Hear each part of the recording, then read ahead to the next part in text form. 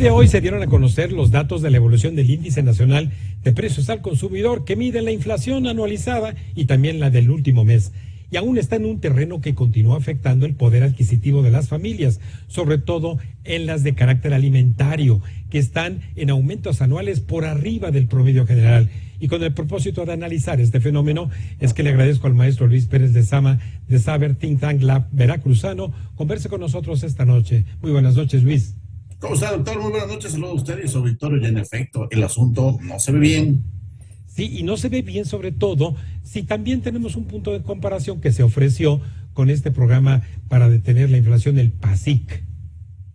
A un año de distancia, doctor, la realidad es que sabíamos que era pues, una crónica de una muerte anunciada. Y lo peor del asunto, doctor, es que el único mecanismo que pudiéramos decir que ha atenuado o ha impactado, lo dijimos hace algunas semanas, justo en Cuentas Claras, pues ha sido el tema del subsidio. Y ese pues no era, digamos que algo que incluyera dentro del PASIC porque ya venía realizándose. Entonces me parece que estamos en un escenario de simulación donde los programas, y sigo insistiendo en el hecho de que el mismo indicador pues está de alguna manera truqueada. Pero si usted me lo permite, doctor, quisiera poner una analogía sobre la mesa.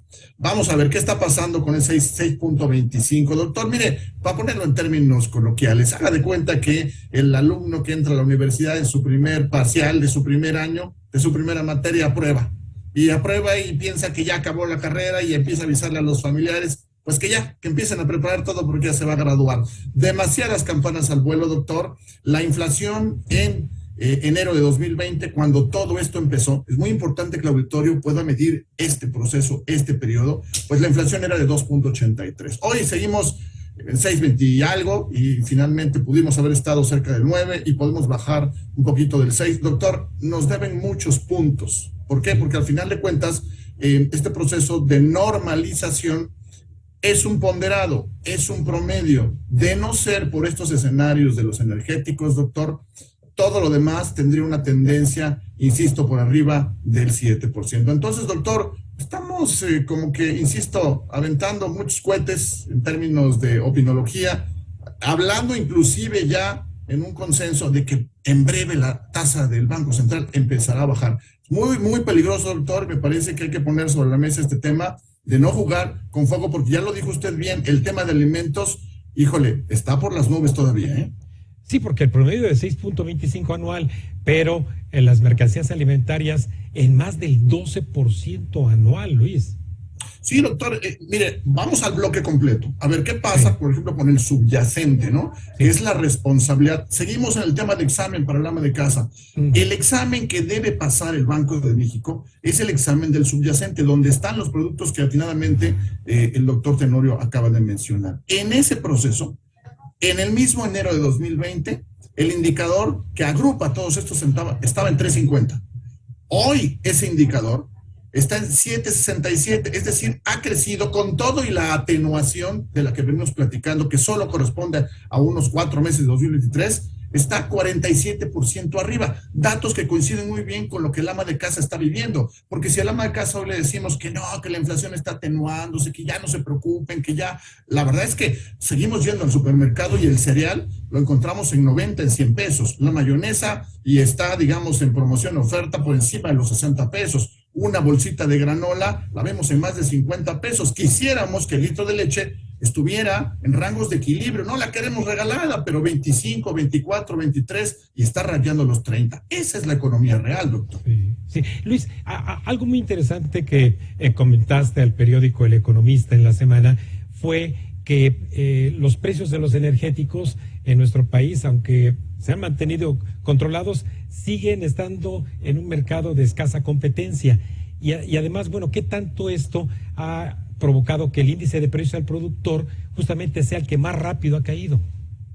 Sin duda alguna, ¿no? Son como dos historias separadas, es increíble, doctor. Por eso hemos insistido mucho en la medición y en la forma en la que se realiza esta encuesta para crear la inflación. Por un lado, vemos un subyacente por encima del 7%. Y de pronto, que es bien interesante lo que va usted a preguntar, el no subyacente donde están energéticos empieza a caer, empieza a bajar. Vamos a dar un dato que ya sé los que proponemos son demoledores, ¿no? Sí. En todo el año, desde el 31 de diciembre, por supuesto, 1 de enero del 2023, hasta apenas el 6 de mayo, el estímulo se había mantenido. La ficción, la simulación, apenas el 6 de mayo ya soltó el gobierno las manos y dijo, no puedo más, tengo que empezar a recaudar. Se ha aventado todo el año metiéndole presión a las finanzas públicas para mantener artificialmente estables, que es el problema, estables los precios de gasolina. Porque, hombre, si me acerco con el chofer ahora, el conductor del taxi que nos va escuchando en este momento, y le digo, oye, que la gasolina ya bajó, me va a decir que no. Lo único que ha hecho este programa de subsidio al IEPS es inicialmente, pues, suavizar, pero no ha bajado el precio de la gasolina como en otros países, que constituye verdaderamente un precio real, porque los costos, y es un tema que tiene que ver ya con producción, los costos se han disminuido, doctor. Entonces, no, o sea, tampoco es que estemos bajando como deberían bajar en el resto del mundo los precios de gasolina, doctor. Oye, Luis, y por cierto, ahorita que te referiste a la medición, el día de ayer el director de estadística del INEGI anuncia que someterá a nuestra consideración una consulta para cambiar el modelo de medición de la inflación. Tú hace poco más de un año, casi los 2 años, aquí en Cuentas Claras, advertiste de que la pandemia había provocado ya un choque en la estructura de en qué bienes y en qué servicios que no están debidamente ponderados en el índice, estaban cambiando las cosas, Luis.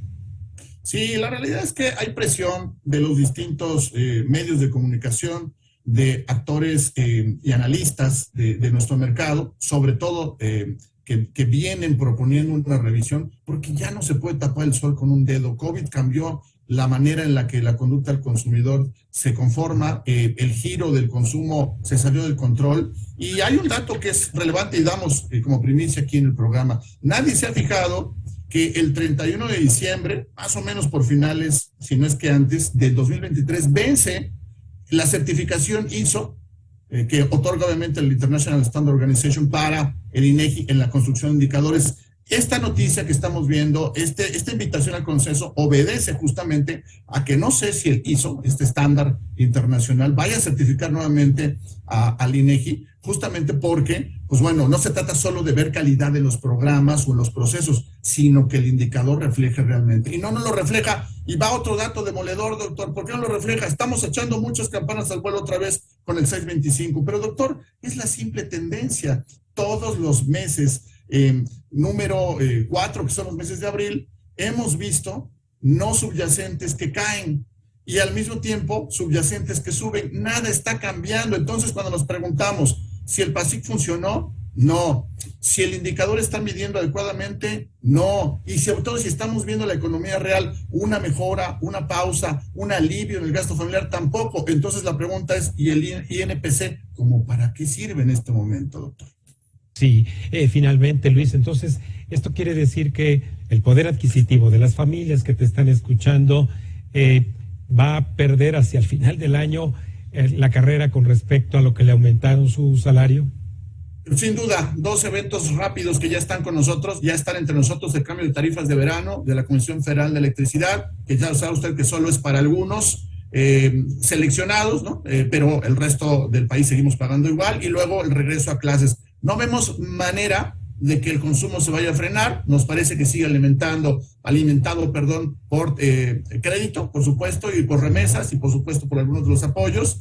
Y además no se puede detener el consumo porque finalmente hay carencia, necesidad, y sobre todo, ya lo dijo usted muy bien el otro día también en algún medio, no hay competencia. Entonces hay que comprarle a los mismos. Si no hay más, estamos de pronto un poquito atorados con ello. El escenario no tiene en este momento argumentos para decirle a la población que pronto veremos una convergencia con el 3%. Literalmente, todavía les faltan muchos exámenes en Banco de México y en gobierno como para que aprueben esta materia, que por cierto va a calificar el pueblo de México. Así es.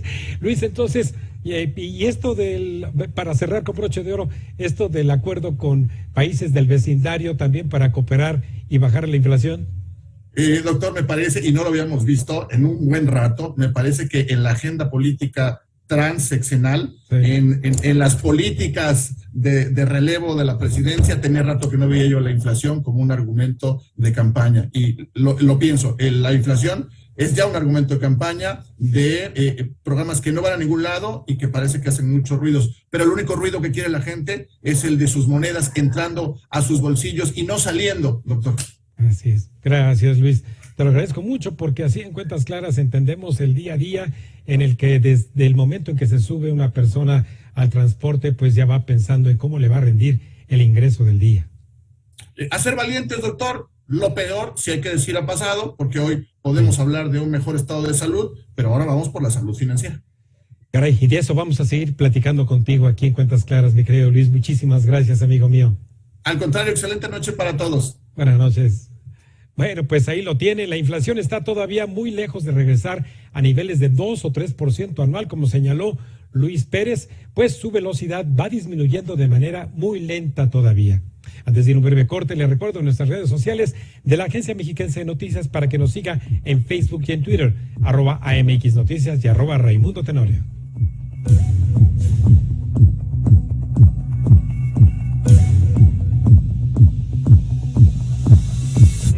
Estás viendo Cuentas Claras con Raimundo Tenorio.